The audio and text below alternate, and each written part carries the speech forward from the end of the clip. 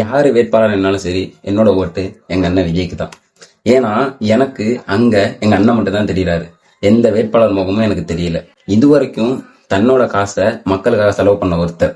அதாவது ரசிகர்களா இருக்கும்போதும் சரி, தொண்டர்களா இருக்கும்போதும் சரி, அவங்க கிட்ட அவருக்கு சொன்ன ஒரே ஒரு விஷயம் என்ன அப்படின்னா, எங்க நல்லது நடந்திருந்தாலும் அது நம்ம பசங்க பண்ணதா மட்டும்தான் இருக்கணும் அப்படின்னு சொல்லியிருப்பாரு. ஸோ இது மாதிரி மக்களுக்காகவே கேட்ட ஒருத்தர் முதல் முறையா களத்துல நிக்கிறாரு. ஸோ அந்த இடத்துல எனக்காக ஒண்ணு பண்ணுங்கன்னு சொல்றாரு, ஓட்டு போடுங்கன்னு சொல்றாரு. ஸோ இதுக்கு நான் கஷ்டப்பட போறது இல்ல, என் கை காசை நான் செலவு பண்ண போறது இல்ல.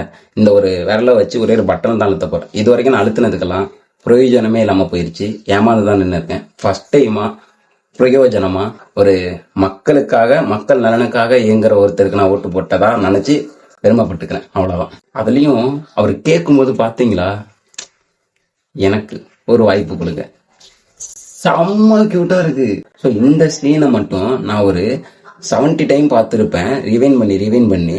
இதுல ஹைலைட் என்னன்னா, அதை நான் கட் பண்ணி ஸ்டேட்டஸ் அப்டேட் பண்ண என்னோட ஸ்டேட்டஸை இது வரைக்கும் ஒரு 264 பேர் தான் பார்த்துருக்காங்க. ஆனா நான் மட்டுமே அதை ஒரு 350 தடவை குறையாம பார்த்துருப்பேன்.